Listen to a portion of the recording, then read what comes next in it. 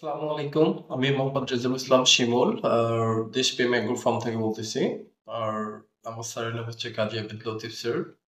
কাজী আবিদ লতিফ একাডেমিতে স্যার কথা বলে ইউটিউবে। আর আমার ইউটিউব, ফেসবুক পেজ বা গ্রুপ দেশপ্রেম এগ্রো ফার্ম নিয়ে আপনারা বরাবর অনেক সেক্টর নিয়ে কথা বলি, কিন্তু বেশিরভাগই সেক্টর নিয়ে মাছের খাবার নিয়ে আমি কথা বলি। তারপর যেটা ভালো লাগার বিষয় সেটা হচ্ছে আমি নিজেও যেহেতু একজন ফার্মার বা কৃষক, তো এটা নিয়েই কথা বলি। গোটা বাংলাদেশের আমার সকল চাষি ভাইদের, যে চাষি ভাইয়ের দেশের বিশেষ করে দেশের বাইরে যারা আছে, দেশে কিছু করতে চাচ্ছে বা দেশ থেকেও কিছু করতে চাচ্ছে, তো সবারই কৃষকদের আসলে ব্যথাটা, কৃষকদের যে পরিশ্রমটা, এই পরিশ্রম অনুযায়ী আমরা খুব একটা লাভবান হতে পারি না। মধ্যবিত্ত বা মধ্য যে ব্যক্তিরা তারাই এই সুবিধাগুলো নিয়ে নেয়। সেদিক থেকে আমি বরাবরই চাচ্ছি মাছের সেক্টরটা আমরা যারা চাষ করি, আমরা যেন আমাদের সুবিধাটা, আমাদের পরিশ্রম যে ফসলটা, এটা যেন অন্য কোনো কোম্পানি বা অন্য কোনো ব্যক্তি যেন না নিতে পারে। সেই বিষয় নিয়ে কথা বলবো। তো আমরা সেই দিক থেকে মাছের উপরে যদি কথা বলি, মাছের খাবার আসলে বড় বড় কোম্পানিরা কিভাবে তৈরি করে, কোন কোন জিনিসগুলো মেনটেন করে, আমি টোটাল বিষয়টা নিয়ে খুব গুরুত্বপূর্ণভাবে আপনারা আলোচনা করব। আর আপনারা বিশেষ করে এই আলোচনাটা বুঝতে পারলে তাইলে আপনি কখনোই কোনো কোনো কোম্পানির কাছে ধর্ণা দিবেন না। কোনো অনেক বেশি দাম দিয়ে যে প্রোডাক্ট ক্রয় করতে হবে, ফিড ক্রয় করে আপনার মাছকে খাওয়াইলে বলবো, এই ধারণাটা সম্পূর্ণ আজকে মুছে যাবে। আপনার খাবারটা আপনি নিজেই তৈরি করবেন। এটাই বাস্তবতা। দেখেন, আমার খাবারটা যদি আমি খাই, কেমনটা স্বাদ লাগবে, আর অন্যের হাত দিয়ে খাইলে কেমনটা স্বাদ লাগবে। সেম আপনি অন্য কোনো কোম্পানির কাছ থেকে নেবেন, সে আপনার তার ব্যবসা করার জন্য সে আপনার কাছে খাবার বিক্রি করতেছে। আবার আপনি আপনার মাছের জন্য খাবার তৈরি করছেন। ২ টা কিন্তু ২ রকম রেজাল্ট বা ২ রকম প্রবলেম। কিন্তু আমাদের চাষী ভাইদের একটা প্রবলেম হচ্ছে কি, আমরা ফিটের ভিতর কি এটা তো আমরা কোনো কোম্পানি বলে না। আমরা জাস্ট বাজার থেকে কিনে এসে রেজাল্ট ভালো, ওকে আলহামদুলিল্লাহ, যত টাকাই হোক আমাদের নিতে হবে। তাছাড়া তো আমরা খাবার তৈরি করতে পারি না। তো যেহেতু এই বিষয়টা, খাবার কিভাবে আপনি তৈরি করবেন আজকে শিখে নেব, কোন কোন বিষয়গুলো আপনারা খেয়াল করলে আপনার মাছের, যেকোনো মাছের খাবার আপনি নিজেই তৈরি করতে হবে। এটাকে ফিলেট করতে হবে, এটা ভাসমান করতে হবে। এটা সম্পূর্ণ ধারণা ভুল। আজকে যদি আপনি আলোচনাটা শুনেন পুরোটাই। তো চলেন এই মুহূর্তে দেশে, দেশের বাইরে যে যেখান থেকে দেখতেছেন প্রোগ্রামটা একটু মনোযোগ দিয়ে দেখবেন আপনারা। তো সাধারণত মাছের প্রোডাক্ট যখন তৈরি করা হয়, সাধারণত প্রোডাক্টের প্রথমে প্রোটিনটা হিসাব করা হয়, যে আমরা কোন মাছের জন্য কোনটা কত পার্সেন্ট প্রোটিন। আমাদের মাছ শ্রেণী বিভাগ করি, আপনাদের প্রোটিনটা জানতে হবে। যেমন বাংলা মাছ বা সাদা মাছের জন্য আমাদের 24% প্রোটিন দিন, সর্বনিম্ন 24%। আর পাঙ্গাস বা তেলাপিয়ার জন্য আমাদের 26%। ক্যাটফিশ অর্থাৎ গুলশা, টেকনা, পাবদা, মাগুর, আহ এই যে এইসব যে ক্যাটফিশ জাতীয়, যে তাদের জন্য 30 বা 30+ এরকম হইলেই আমাদের আলহামদুলিল্লাহ এই প্রোটিন গুলো যদি মেনটেন করতে পারি, তাহলেই আমাদের মাছের খাবার পরিপূর্ণ। এবার আসেন, মাছকে খাওয়াইতে হবে, এটা বড় কথা। ধরেন আমি বাঁচার জন্য খাবো, কোনো কারণে আমার শরীরে এই মুহূর্তে মুখ দিয়ে খাইতে পারতেছি না, তাহলে কি আমি খাওয়া কি বন্ধ থাকবে? না, ডাক্তার বাইপাস অথবা অন্য পাশ দিয়ে খাওয়ার ব্যবস্থা করবে, বা সরাসরি ইয়ে থেকে খাবার দেওয়ার একটা আলাদা পাঞ্চ করার সিস্টেম করতে হবে। মানে কোনোভাবে আমার শরীরে যেতে হবে, এইটাই হলো খাবার। আবার খাবারটা আমার খাইতে হবে। ধরেন আমার দাঁত নেই, আমার দাদার দাঁত নাই, সে এখন কি করবে? হয়তোবা তাকে পেস্ট করে দিবে, সে খাইতে পারবে, কিন্তু তারপরও সে আহ, খাইতে, মানে প্রোটিনটা তার ভিতরে যাইতে হবে। আপনি কিভাবে খেলেন এটা বড় কথা না, আমি সেম অ্যাজ এ লাইক যে কথাটা বলতে চাচ্ছি, মাছকে আপনি পিলেট বানিয়ে খাওয়ান, ভাসমান ফিড বানিয়ে খাওয়ান, বা আপনি ডাইরেক্ট মিক্স করে খাওয়ান, এইটা মাছ দেখবে না। মাছ দেখবে আপনি মাছকে কত পার্সেন্ট প্রোটিন খাবার দিচ্ছেন কিনা, মাছ ওখান থেকে সংগ্রহ করে খাবে।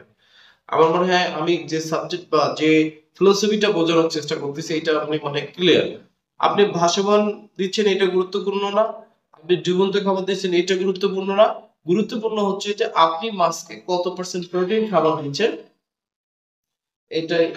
1 মিনিট, আমার একটা ফোন আসছে। একটু কথা বলে লাইনে থাকেন। হ্যালো, আসসালামু আলাইকুম।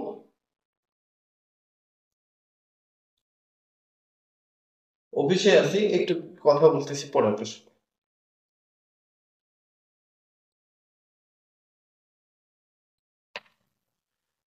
তো যেটা বিষয়ে কথা বললাম যে মাছ খাইতে হবে, এটা হলো সবচেয়ে বড় কথা। মাছের কোনো ডিমান্ড নাই, আপনার মাছ কখনোই আপনার কাছে ডিমান্ড করে নাই যে মাছকে আপনি, মাছ আমার ভাসমান খাবার দিব, আমি এটা ছাড়া খাবো না। আবার ডুবন্ত খাবার দিব, এটা ছাড়া খাবো না। আবার লুজ ফিড দিব, এটা খাবো না। আবার অনেকেই যে ইটা বলবে যে ভাই, মাছের তো পুকুরের লেয়ার ভেদ অনুযায়ী মাছ খায়, নিচের মাছ উপরে যায় কিভাবে, কবে উপরের মাছ নিচে কিভাবে যায়, এটা আমাদের চাষীদেরকে একটা বিভ্রান্ত করার জন্য এটা বলে। হ্যাঁ, এটা কথা ঠিক। একটা সময় যখন আমরা বিলে খালে বিলে মাছ বিশাল যখন, তখন প্রতিটা স্তর প্রতিটা আহ, ই আহ, আপনার স্তর ভাগ করা ছিল। ধরেন, আমি যদি আপনাদের বোঝানোর চেষ্টা করি, দেখেন আমি কিন্তু খুব বাংলা ভাষায় কথা বলছি বা ভাঙ্গা একদম রুল লেভেলে কথা বলছি, কোনো সায়েন্স ব্যাকগ্রাউন্ড নিয়ে কথা বলছি বোঝার জন্য। ধরেন আমি যে বিল্ডিংটাতে আছি, এটা একটা 5 তলা বিল্ডিং। এইটা বিল্ডিং এ 5টা অথবা 10টা ফ্লোর আছে। 10টা ফ্লোরে 10 ধরনের লোক বসবাস করে এবং 10 ধরনের লোকের খাওয়া দাওয়া 10 রকম। কিন্তু 10টা ফ্লোরের মধ্যে 9টা ফ্লোরেরই লোক কি করে, ফ্লোর আছে কিন্তু খাওয়া দাওয়ার ব্যবস্থা হচ্ছে নিচের ফ্লোর বা একটা কিচেনের নির্দিষ্ট জায়গায়। তাইলে 10 ধরনের যতই লোক ভালো হোক বা শিক্ষিত হোক, যতই বড় লোক ছোদনীয়, কোনো লাভ নাই। সবাইকে খাইতে গেলে এই নিচের ফ্লোরে আসতে হবে, নির্দিষ্ট টাইমে এখানে ফ্লোরে আসি খাইতে হবে। খেয়ে তাদেরকে পেট ভরাতে হবে, চলে যেতে হবে। এটা মানতে হবে, যদি না মানে তাহলে না খেয়ে থাকতে হবে। তো একটা লোক যেমন না খেয়ে বাঁচতে পারে না, থাকতে পারে না, তাকে আসতেই হইতে খাইতেই হবে।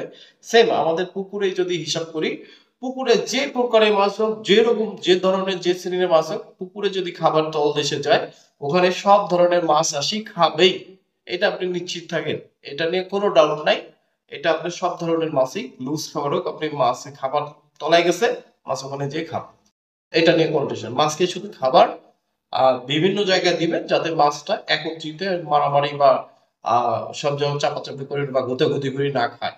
সেটা আপনি মাছটা বিভিন্ন পুকুরে বিভিন্ন স্পটে খাবারটা দেবেন, এইটা আপনি খাবেন। তো দ্বিতীয় কথা, খাবার আমরা তৈরি করবো কিভাবে, কোন কোন খাবার গুলো দেখেন। প্রত্যেকটা খাবারে যে আমি যে সকল খাবার নিয়ে কথা বলি এই দিয়ে যে খাবার তৈরি হতে হবে তা না, আপনার খাবারের প্রোটিন গুলা জানতে হবে। সাধারণত আজকে যে কথা বলে, আমরা যে খাবারগুলো দিয়ে সাধারণত হাতের কাছে বা ক্রয় ক্ষমতার ভিতরে থাকে সেই প্রোডাক্ট গুলো দিয়ে তৈরি করি।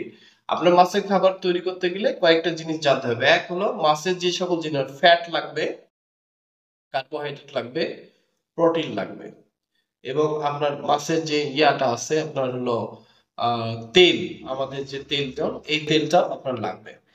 আর যদি এইটাকে আরো ভাঙায় বলি, তাহলে আপনার 5টা জিনিস খেয়াল করবেন মোটামুটি আরো। সেটা হলো যে প্রথমে কার্বোহাইড্রেট খেয়াল করবেন। তারপর প্রোটিনের দিক দিয়ে দুই দুই সেক্টর থেকে, দুইটা সোর্স থেকে প্রোটিন নেবেন, একটা উদ্ভিদ প্রোটিন, একটা প্রাণীজ আমিষ প্রোটিন নেবেন। আর একটা ফ্যাট নিবেন। আর একটা হলো যে তেল, আমরা তেল আসলে এই 5টা সোর্স আমরা কোন কোন জায়গা থেকে কালেকশন করি। যেমন কার্বোহাইড্রেট আমরা ডিওরবি থেকে কালেকশন করি। আর ডিওরবি যাদের হাতের নাগাল আছে ডিওরবিটা ব্যবহার করতে হবে। ডিওরবিতে প্রোটিনটা হচ্ছে 17 থেকে 18%, ভালো পরিমাণে। এটা আমি কোন কেউ যদি আপনার 2 নম্বর ডিওরবি দেয়, সেখানে যদি প্রোটিন না পান, সেটা কিন্তু আমার দোষ না। আমি আপনাকে সোর্স গুলো বলতেছি। তারপর হলো যে ব্র্যান্ড, ব্র্যান্ড থেকে আমরা সাধারণত তেলটা, প্রত্যেকটা ফিড বা মানুষের দেহ যেমন তেলের দরকার, মাছের ক্ষেত্রেও সেম। তেল যদি না দেওয়া হয়, মাছের শরীর খসখসে গ্রোথটা ফল্ট করে। তেলটা আমরা সাধারণত ব্র্যান্ড থেকে কালেকশন করি। আর এবার উদ্ভিদ প্রোটিন, প্রোটিনটা আমরা কালেকশন করি দুই দিক থেকে। এটা উদ্ভিদ, একটা আমিষ। উদ্ভিদ প্রোটিন থেকে আপনারা জানেন সয়াবিন আছে, রাফশিট আছে, তারপরে হলো বাদামের খোল আছে, এই ধরনের অনেক কিছু, সরিষার খোল আছে, এই ধরনের। কিন্তু আমরা উদ্ভিদ প্রোটিনটা সাধারণত র্যাপশিট থেকে কালেকশন করি, র্যাপশিট অয়েলকে, কেননা এটা ইজিলি ব্যবহার করা যায়, এর কোনো পার্শ্ব প্রতিক্রিয়া নাই, এবং দামটাও মোটামুটি আমাদের হাতের নাগালে অল টাইম থাকে, এবং ডাইরেক্ট ব্যবহার করা যায়। সবচেয়ে বড় কথা হলো 36% প্রোটিন। আর ওই ওই যেটা বলছিলাম না যে আমরা যেটা বিক্রি করতেছি, সেটা হলো ফ্যাট, এই যে জন্য আমরা তেলের জন্য ব্র্যান্ড, আমরা আতপ ব্র্যান্ড 35-36 টাকায়। এটা হচ্ছে প্রোটিনটা হচ্ছে 12 থেকে 13%। তারপর আসে আপনার প্রাণীজ আমিষ থেকে যেটা নেই, সেটা হলো যে মাছের ফিশ মিল বলা হয়, ফিশ মিল, এখান থেকে আমরা নেই। এর প্রোটিন আমাদের 45 থেকে 48% এবং আমরা যেটা দিই লাস্ট সেটা ডিটিজিএস। ডিটিজিএসটা ফ্যাট আমরা ওখান থেকে কালেকশন করি, কারণ ডিটিজিএস 10 থেকে 12% পর্যন্ত ফ্যাট আছে আমরা ভুট্টা বা রাইসের ডিটিজিএস। তাহলে এই 5টা ব্যবহার করেও আপনারা কিন্তু আপনাদের এই প্রোটিন সোর্সগুলো তৈরি করতে পারেন। তাহলে অনায়াসে আপনার খাবারটা কোনো অংশে আপনার কোম্পানির যে প্লেট বা বড় বড় ফ্যাক্টরির যে প্লেট গুলো কোনো অংশে কিন্তু আপনার কম না। আপনি যদি প্লেট না বানান কোনো সমস্যা নেই, এটা নিয়ে কোনো ডাউট নেই। আপনি সবগুলো খাবার মিলে সাথে লবণ 2% দিয়ে মিক্স করে এবার আপনি খাওয়াই দেন। কোনো এনজাইম টেনজাইম কিচ্ছু দরকার নেই। কোনো কেউ বলে যে ভাই এনজাইম দেবো, ভিটামিন প্রিমিক্স দেবো, না ভাই এগুলো কিচ্ছু দরকার নাই। আপনি যে বাড়তি পরিচর্যাগুলো যে আছে সেগুলো যদি ঠিকঠাক মতো করেন ইনশাল্লাহ আপনার মাছ বাড়বে। এইখান থেকে না আপনার খাবারটা যে পরিমাণ হেলদি হবে মাছের জন্য, আপনি প্রোডাক্ট আপনার কোম্পানি কোনো কোম্পানির খাবার এতটা বেশি হেলদি হবে না। আপনি নিজেই একটা বছর ট্রাই করেন এবং কোম্পানির চেয়ে অন্তত 15 থেকে 20 টাকা খাবারের রেট আপনার কম পড়বে। আপনি যদি মনে হয় আমার কাছে প্রোডাক্টগুলা নিতে চান তাহলে নিতে পারেন, অথবা আপনার বিশ্বস্ত সোর্স থেকে আপনার কালেকশন করিয়া আপনি কিন্তু আপনার এই মাছটা উৎপাদন করতে পারেন। তাহলে আমি আশা করবি আপনাদের মাছের যে কি ধরনের ভাবে খাবার তৈরি করবেন এটা মোটামুটি ক্লিয়ার করতে পারছি। ইনশাআল্লাহ তারপর যে আমার যে হোয়াটসঅ্যাপ নাম্বারটা আছে যোগাযোগ করতেন, সরাসরি ওই নম্বরে কন্ট্যাক্ট করতে পারেন। দেশের বাইরে আসলে হোয়াটসঅ্যাপে যোগাযোগ করতে পারেন, ইমোতে যোগাযোগ সেম একই নাম্বার ভাবে সব জায়গায়। এবং একই ভিডিওতে বিভিন্ন গ্রুপ, আমাদের গ্রুপ আছে, দেশপ্রেম অ্যাগ্রো ফার্ম পেজ আছে, ফেসবুক আছে, আর ইউটিউব চ্যানেল আছে, আপনারা যোগাযোগ করতে পারেন।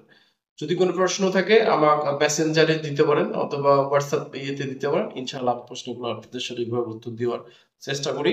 আমাকে সাধারণত আপনারা দিনের বেলা 10টার পর থেকে পাবেন আর রাত 10টা পর্যন্ত এর ভিতরে পাবেন।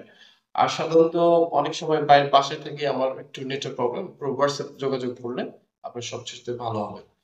তো সবারই যদি এই মেসেজগুলো ভালো লাগে তাহলে আমি উপকৃত হব। দেশের বাইরে যে সকল ভাই মাছে চাষ করছেন সবারই যদি উপকার আসে তাহলেই আমি খুশি। তো আমরা সবাই সবার জন্য দোয়া করব। সবাই আমার স্যারের জন্য দোয়া করবেন। সবাই ভালো থাকেন, সুস্থ থাকেন। খোদা হাফেজ।